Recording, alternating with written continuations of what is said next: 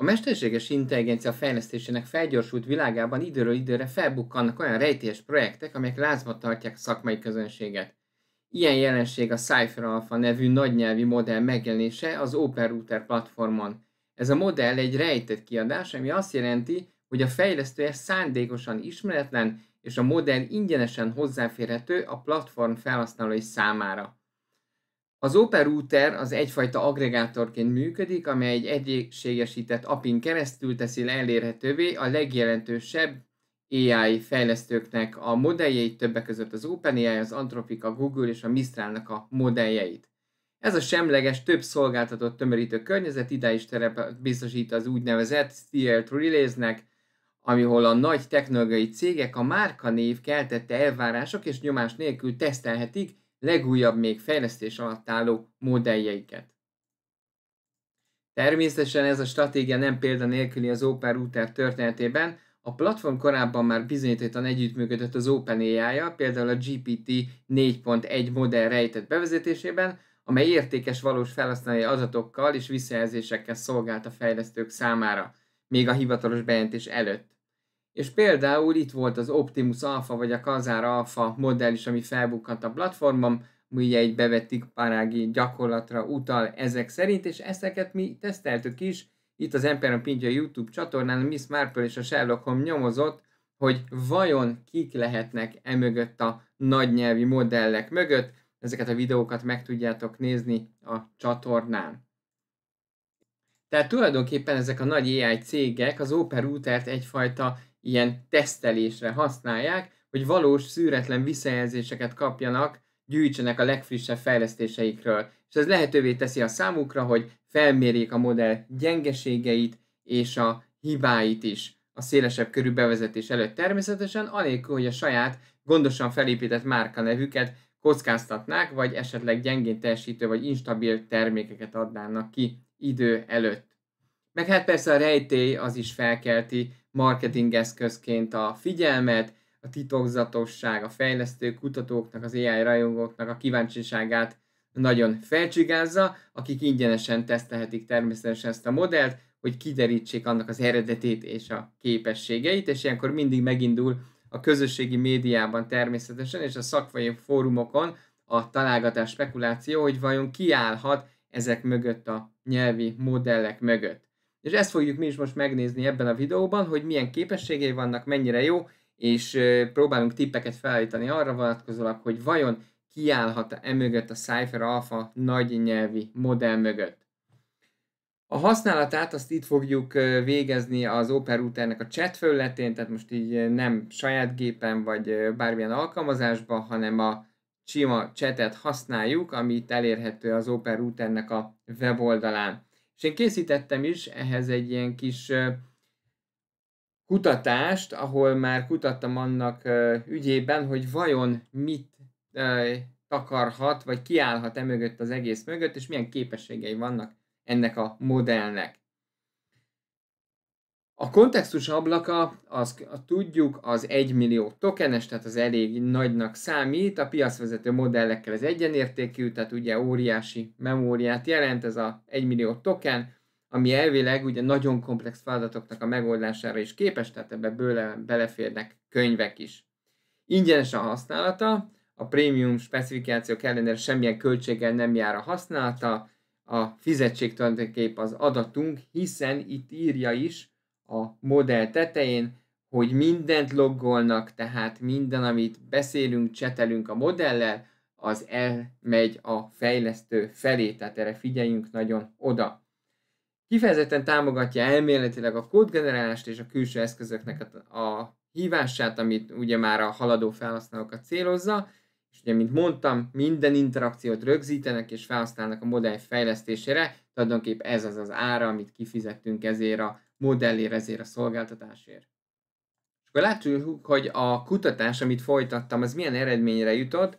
Átnéztem rengeteg közösségi videót, oldalt, bejegyzéseket, és az alapján ugye fel lehet állítani egy ilyen listát, hogy vajon ki állhat mögötte. Az egyik jelölt az Amazon, nagyon sokak szerint, a másik jelölt lehet mondjuk az OpenAI, vagy akár valamilyen startup. A Az OpenAI-nak nagyon alacsony a valószínűsége ezzel a modellel kapcsolatban, mert az igaz, hogy bevált módszerük a rejtett kiadást, mint amilyen a GPT 4.1 is volt, viszont a minősége az nem kifejezetten jó ennek a modellnek, ezt majd látni fogjátok, tehát ez méltatlan lenne a hírnevükhöz, és a teljesítmény az messze elmarad a jelenlegi saját modelljeiktől, tehát ez nem úgy tűnik, mintha valami előrelépés lenne, hanem ez inkább visszalépés lenne a számukra. A másik jelölt az Amazon, ami illeszkedik nekik a piaci felzárkózási stratégiájukba, ez rendben van. A gyenge teljesítmény egy feltörekvő szereplőre utal, aki most kezdi el igazából fejleszteni a saját modelljét, de természetesen közvetlen bizonyíték nincs erre sem, hogy az Amazon állna mögötte. És hát a teszteken, amit végeztek a felhasználók, elméletek látványos kudarcot vallott, nagyon-nagyon-nagyon sok vereség és minimális győzelem lényegében a közelít a nullához, tehát soha nem preferálták más modellekkel szemben a választ. Itt a chat felületén amúgy az Open Routernek meg lehet azt tenni, hogy két modellt adunk hozzá ide a beszélgetéshez, és akkor mind a kettő modellnek látjuk a válaszát, tehát mondjuk oda lehet mellé rakni a 4.1-et, az egyik oldalra, a másik oldalra pedig a Cypher alfát, és akkor meg tudjuk nézni, hogy melyik modellnek tetszik jobban a kimenete. Ami gyakori hibajelenségként előfordult, az a végtelen ciklusok, a kód végrehajtásáért lefagyott, és úgy néz ki, mintha látszólag dolgozna.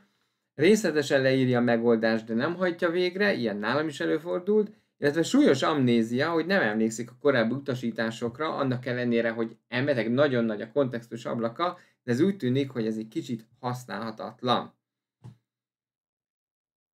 És ebből ugye azt lehet levonni, hogy ez a Cypher Alpha nem egy késztermék, hanem inkább egy stratégiai eszköz a kudarcokból való tanulásra, tehát egy nagyon kezdetleges modell még, úgyhogy ezt meg fogjuk nézni, hogy hogyan és miként szerepel a saját kis LLM-es tesztünkön.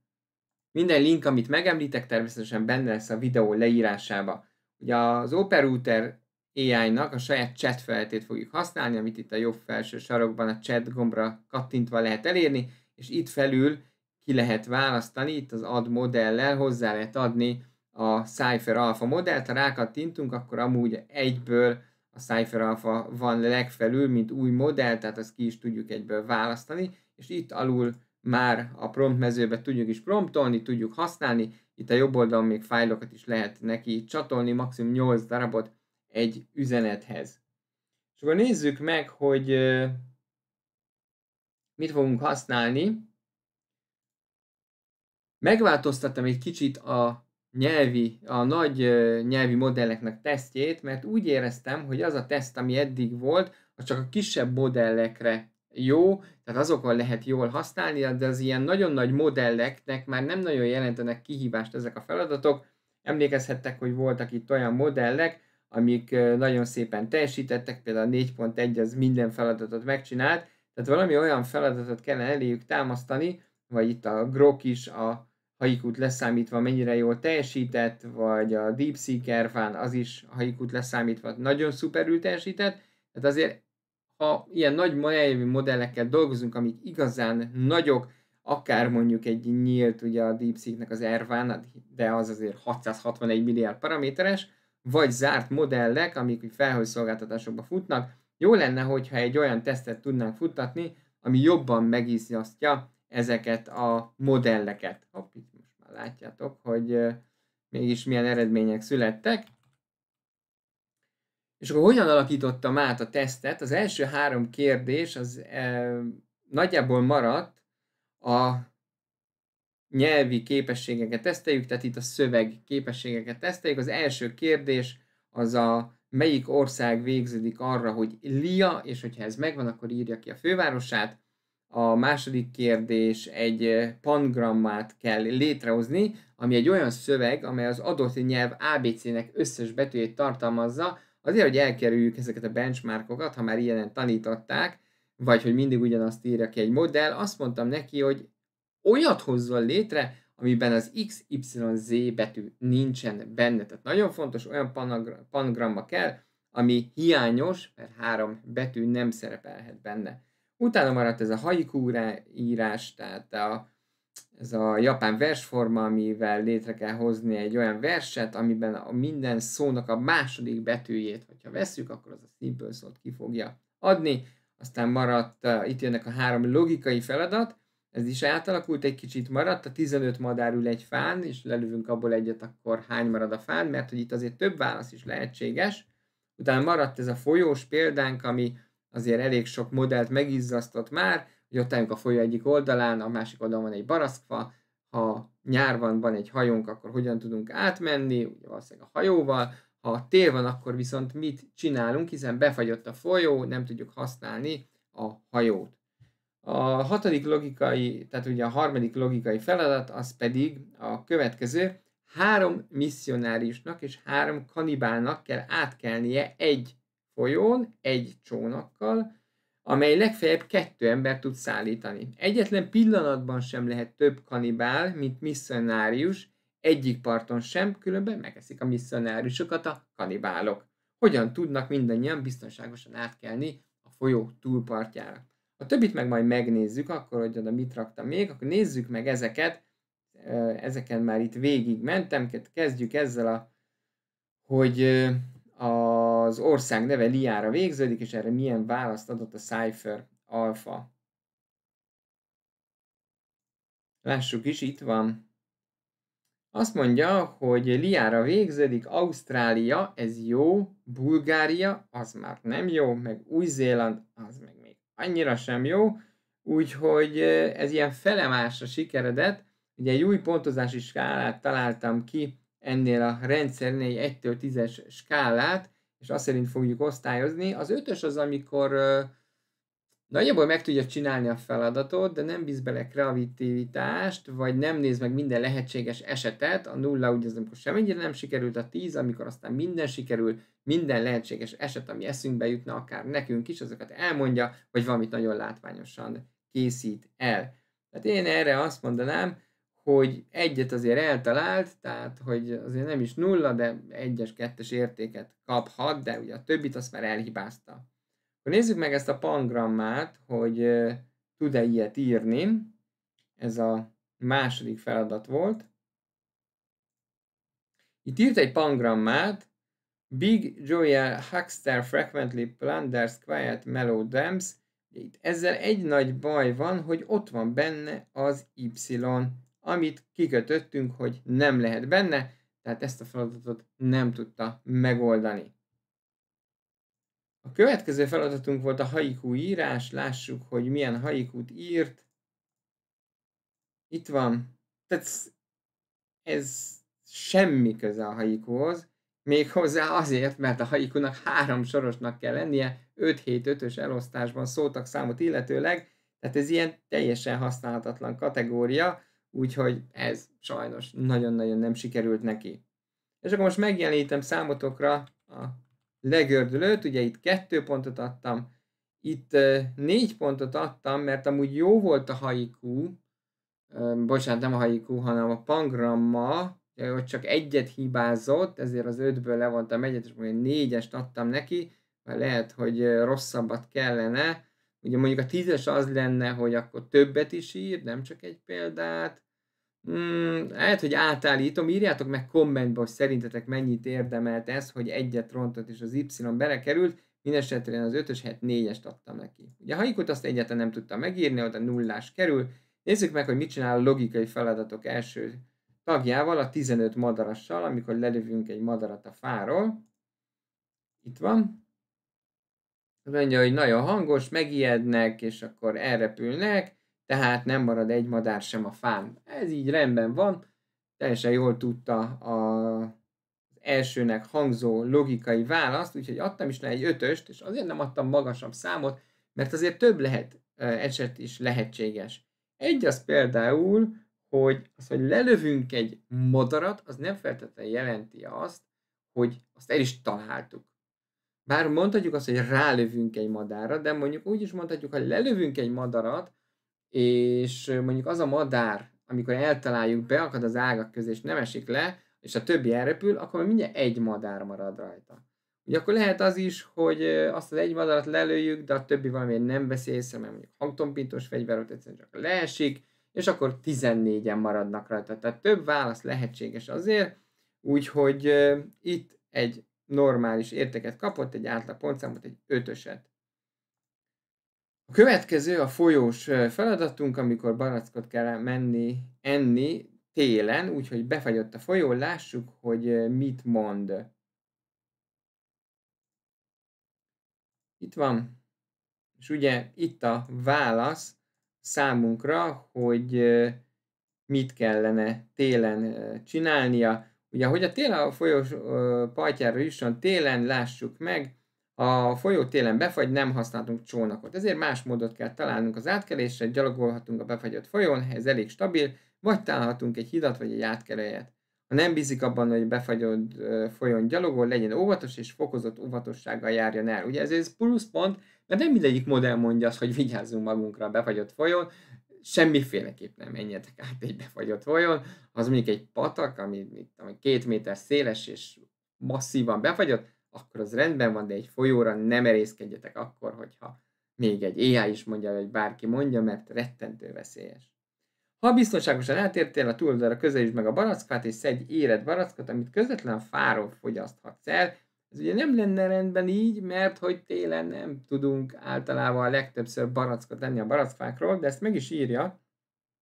Fontos megjegyezni, hogy az őszi barackfák télen nem teremnek, ahhoz, hogy télen is élvezhesse az őszi barackot, nyáron tartósítani kell például konzerválásra vagy fagyasztásra, vagy pedig úgy, hogy ellátogat a piacra és megveszi. Ezen kívül, ha úgy dönt, hogy őszi barackfát termeszt, célszerű olyan helyre ültetni, ahol teljes napfény éri, és jó vízelvezetési a talaj, mivel segít biztosítani a bőséges termést. Na, még ötleteket is adott az ültetéshez, úgyhogy én erre adtam egy, hát nem is feltétlenül 7-est, adjunk neki 8-ast. Talán egy 8-as, mert lehet, hogy ezt még lehet cizellálni még jobban, hogy hogyan ennél már láttam sokkal látványosabb választ is amúgy modellektől, úgyhogy egy 8-ast adnék neki, de ez már ugye bőven a zöld kategóriában van.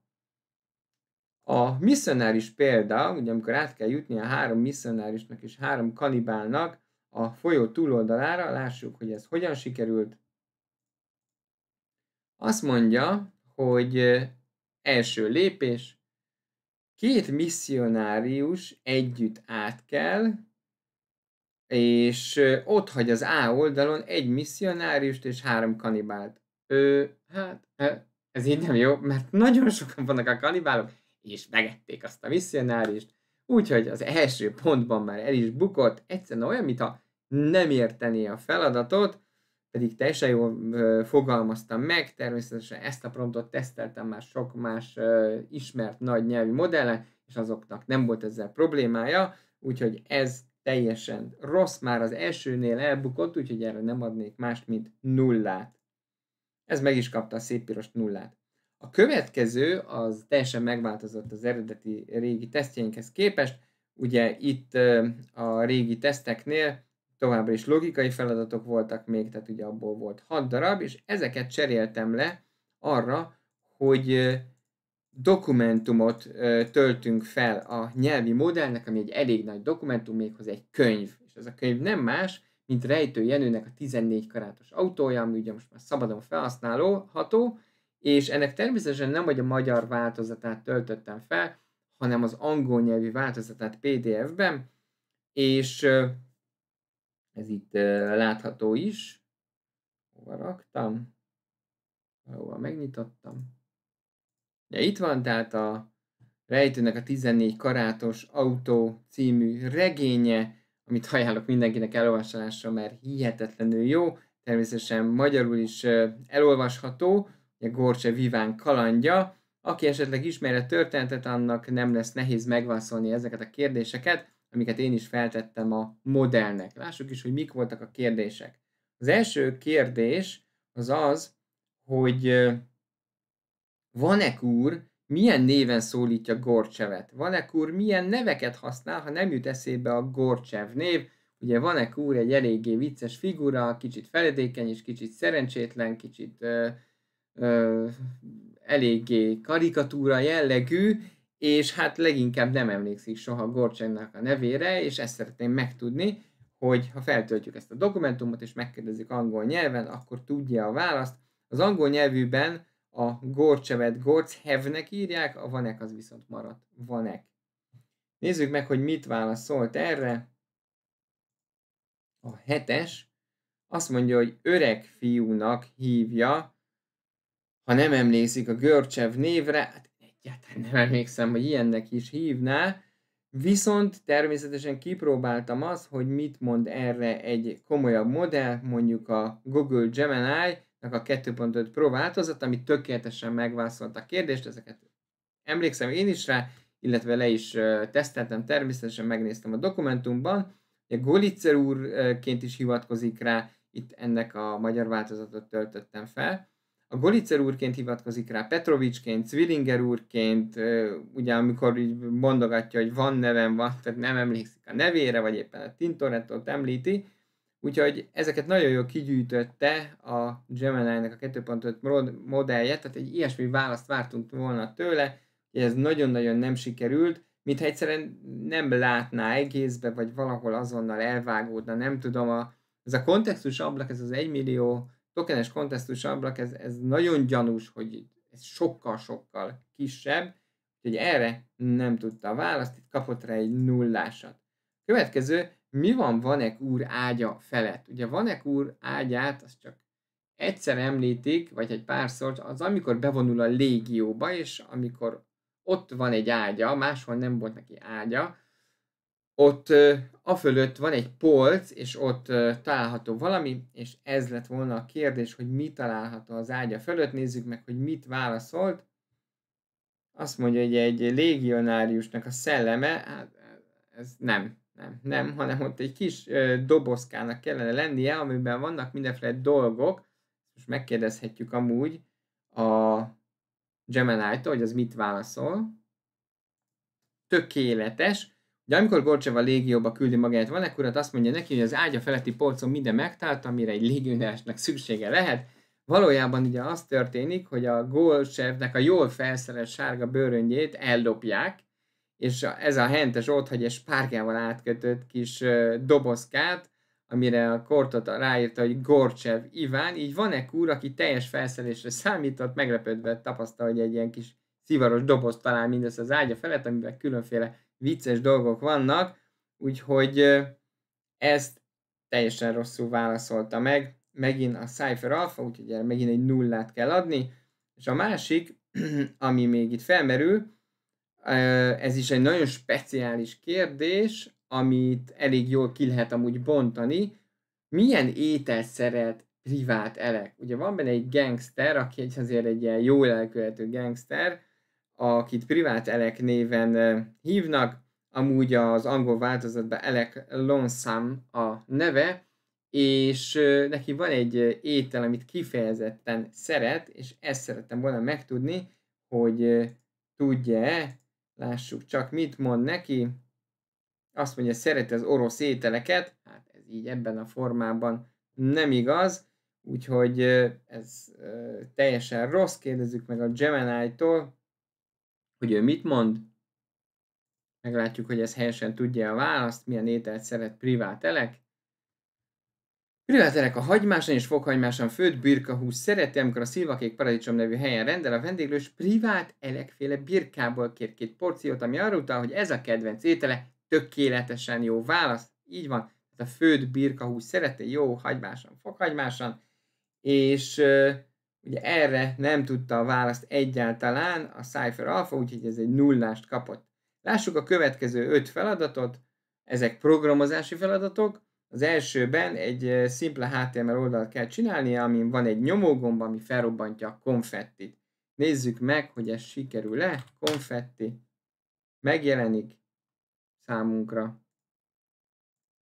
Rányomok a gombra. Szuper! Itt a konfetti repül, hullik, teljesen jó.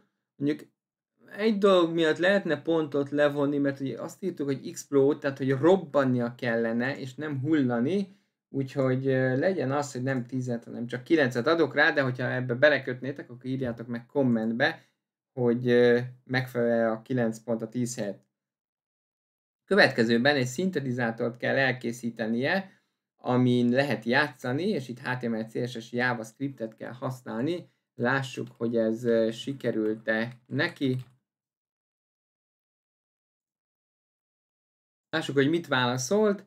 Elkezdte létrehozni, itt leírta először az alapstruktúrát, hogy milyen fájlokat kell neki létrehoznia, megcsinált egy HTML fájlt, egy CSS fájlt, style sheetet, megcsinált egy JavaScript fájlt. Lássuk, hogy ez mennyire fog működni, vagy hiba, vagy nem hiba, vagy hogy jelenik meg egyáltalán grafikailag ez az egész. Hát ez valami borzalmasan néz ki grafikailag is. Nem is működik. Ez így ebben a formában nem annyira jó. Hát ez ilyen kis semmi. Elméletileg amúgy azt várja itt a scriptben, hogy nézzük csak meg, hogy van egy mappánk, egy sounds mappánk, amiben belerakunk egy C4 vavot, meg egy D4 vavot, de a többihez nem rakott semmit, tehát hogy így azt így nem írta bele, illetve azt is csinálta volna, hogy ő generál valami hangeffektet, anélkül, hogy nekem le kellene valamit tölteni, de maga az egész, ahogy kinéz, az is borzalmas, úgyhogy abban a szempontból egy pontot adhatunk neki, hogy legalább látszik, de nézzük meg, hogy utána még kértem azt, hogy használjon saját sound effektet, és egy fájlba kerüljön bele a kód. Itt nem feltétlenül nagyon értette ezt az egészet, mondjuk itt átírta a JavaScriptet, de itt is behúzott egy vavot, tehát ez úgy szintén nem ment, úgyhogy itt én erre adnék szépen neki egy, hát mit adjunk, 0-át vagy 1-et adjunk? Legyen egy, legalább valami megjelent, tehát nem volt teljes JavaScript hiba az egész, úgyhogy egy 1-est kaphat. A következő, készítsen egy olyan 3D-s kört, ami mozog folyamatosan a 3D-s térben, HTML, CSS, JavaScript segítségével. Nézzük meg, hogy ez hogyan sikerült. Itt van. Ez egy nagyon érdekes lett. Ilyet nem láttam még. Ez 3D-s körök igazából is tényleg mozognak a térben, de érdekes, hogy miért több kört rajzolt, amikor én nem ezt kértem. Úgyhogy itt is levonnék egy pontot, legyen ez mondjuk 9 pontos, vagy lehet 8 mondjuk, mert ennél sokkal látványosabbat is láttunk már, úgyhogy legyen 8 pontos, hogy akkor beleférjen az, ha valakinek nagyon jól sikerül. Mondjuk itt a konfettisnél, és akkor adjunk inkább 8-at. Következő, az már egy elég komoly programozási feladat, egy heptagont kell elkészíteni, ami folyamatosan forog körbe, és abban 20 labda belepotyog, majd ott pattog benne, ezt Python kódban kell megírnia. Lássuk, hogy ez hogy sikerült.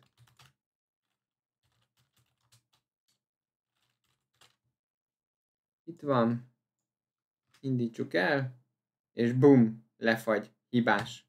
Tehát ez meg se jelent semennyire, úgyhogy sajnos ez csak egy 0-ást tud kapni, hiszen egyáltalán nem jelent meg a felülete ennek a pörgőforgó kis grafikánknak, és semennyire nem tudjuk értékelni. A következő, készítsen egy operációs rendszert, ezt átalakítom egy picit, hogy látszódjon a teljes, HTML, CSS, JavaScript használatával emuláljunk egy operációs rendszert, és ezt kellene megoldani, amit ha lenne mondjuk benne egy fájlböngésző, legyenek ikonok, és lehessen így emulálni ilyen alapakciókat. És akkor nézzük meg, hogy erre mit készített. Itt van a kód, amit létrehozott, eléggé kis rövidkének tűnik, itt van egy minimál HTML, CSS, az egy picit több, a JavaScript kód az meg nagyon-nagyon kevés, úgyhogy ez érdekes lesz, hogyha valamit is fog produkálni, nézzük meg, hogy mit csinál. Aha, itt van egy ilyen ablakszerű, van egy file browser ikonunk, amire rákattintunk, akkor megnyílik egy file browser, de lényegében be lehet csukni, de nagyon semmit nem lehet ezen kívül csinálni, úgyhogy azért ez nagyon-nagyon messze van egy látványos operációs rendszer kinézettől, meg funkció teszteléstől, legalábbis számológépet belerakott volna, úgyhogy erre nem sok pontot adnék, ez legyen mondjuk egy 1-es, mert valami azért mégiscsak megjelent. És akkor most jön az SVG generálás, Ugye ez azért nagyon nagy kihívást nyújt elég sok modellnek. Az első SVG kód, amit generálni kellene, az elég egyszerű, mert egy pillangót kell legenerálni. Nézzük meg, hogy ez mennyire sikerül, vagy nem sikerül. Nyitok egy új szobát, Cypher Alpha a modellünk, azt mondom, hogy generáljon egy pillangó kódot, és akkor ezt utána lementjük a saját gépünkre, és megnézzük, hogy hogy néz ki a pillangó. Hopp, már meg is jelenítette. Hát érdekes, mondjuk 2 szárnya van, meg van egy ilyen testszerűje is, úgyhogy akár még jónak is mondhatnánk. Még a teste az eléggé furcsa lett, mert potroha nincs, meg csápjai azok mondjuk vannak, ráadásul 2 az úgy jó, hogy valamennyi pontot adjunk rá. Hű, hát ez elég erős, mondjuk az 5, az talán az lenne, hogy akkor így azért jól látható az egész testet, de nincs túlcifrázva, legyen mondjuk 4 pont.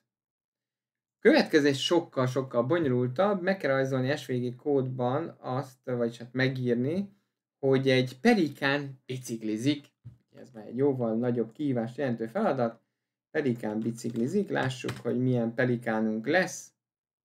Itt azért már jóval bonyolultabb SVG kódot kell írni, látjátok, hogy ez... Ó, hát vannak itt dolgok, vannak valami madárszerű, ez így rendben van, 2 lába, feje, teste, és ez lenne a bicikli? Szó. Erre adnék egy... Mit adjunk rá? Mert ugye nem ül a biciklin, adhatnánk rá mondjuk 2-est vagy 3-ast. Legyen 2-es, mert az a biciklin nagyon nem sikerült, bár a madár az nem lett annyira rossz, de jó, legyen 3-as. Legyen 3-as. És ugye ezt kellene animálni. Lássuk meg, hogy ez sikerül-e neki. Mondjuk nem sikerült a kódja teljesen ennek, úgyhogy kíváncsi leszek, hogy hogyan fogja ezt animálni. Elkezd ilyen megírni, vagy csak itt neki áll rizsázni. Így van, neki állt rizsázni, tehát nem írta meg hozzá a kódot, úgyhogy ez így ebben a formában nem jó. Ezt olyan, mint nem akarná elvégezni, ez kap egy 0-ást. Az utolsó feladat, a 16-7-es feladat, az a Deep Research funkciónak van fenntartva a magyar turizmus jövőjéről. Ezt ugye nem tudjuk tesztelni ezzel a modellel, hisz ez nem erre lett kitalálva, úgyhogy azt ott 5-ösön hagyom, benne hagyom ezt így, de lehet, hogy ez legyen zavar, ez kitörlöm mindent, tehát hogy ehhez nincsen semmilyen értékünk. Úgyhogy ez a Cypher Alpha-nak a tesztje, nem mondanám kifejezetten jó modellnek, tényleg egy nagyon-nagyon kezdetleges modell. Érdekes, hogy miért kellett ez az 1 millió tokenes kontextus ablak, amit itt ugye láthattunk. Tehát ez egy kissé nagy, inkább lenne jóval kisebb, de legalább akkor működőképesebb modellünk lenne mondjuk. Azért látjátok, hogy rengetegen használják és próbálgatják, leginkább a raw kódban, ugye egy ilyen AI ügynök, ami fejlesztésre használnak, illetve van ez a Docsloop, ez új, ezt nem nagyon láttam eddig, még Klein, itt az Open Routernek a chatroomja, akkor még használják az OpenWeb UI-ja, arról nagyon sok videó készült már a csatornán is, ott is próbálgatják az IDER-be, ami egy programozási asszisztens, abban is természetesen próbálják, hogy mennyire jól teljesít. Hát eléggé gyenguszka, remélem, hogy azért felfedik majd, hogy mégis kiállt mögötte, bár ezekkel az eredményekkel, amit itt elért a teszten, nagyon-nagyon kis szerényke, úgyhogy nem biztos, hogy büszke lennék rá bármelyik cég tekintetében, úgyhogy szerintem nem feltétlenül biztos, hogy meg fogjuk tudni, hogy ki volt, aki tesztelte a modelljét.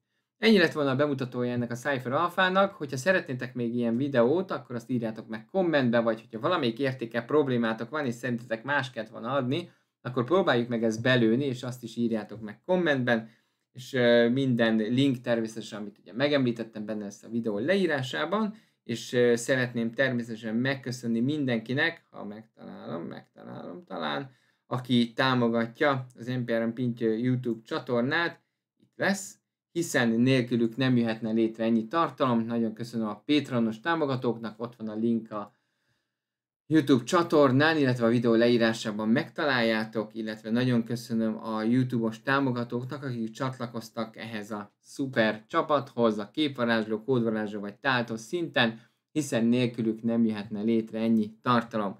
Hogyha te is szeretnél egy kicsit többet beszélgetni ezekkel az emberekkel, vagy szeretnél olyanokkal ismerkedni, akik nagyon érdekel a mesterséges intelligencia, neked van valami, amit szeretnél megosztani, egy kép, hang, szöveg, videó, vagy munkát keresel ilyen téren, vagy szeretnél valakit találni, mert ilyen csatorna is van, akkor természetesen gyere ide fel a Discordra, aminek a meghívó linkje ott van a videó leírásában. Szeretettel várunk mindenkit. Köszönöm, hogy itt voltatok és megnéztétek a videót. A használat pedig teljesen ingyenes, mint mondtam, próbáljátok ki, nézzétek meg, hogy nektek jó-e valamire ez a Cypher Alpha modell. Köszönöm, hogy itt voltatok, sziasztok!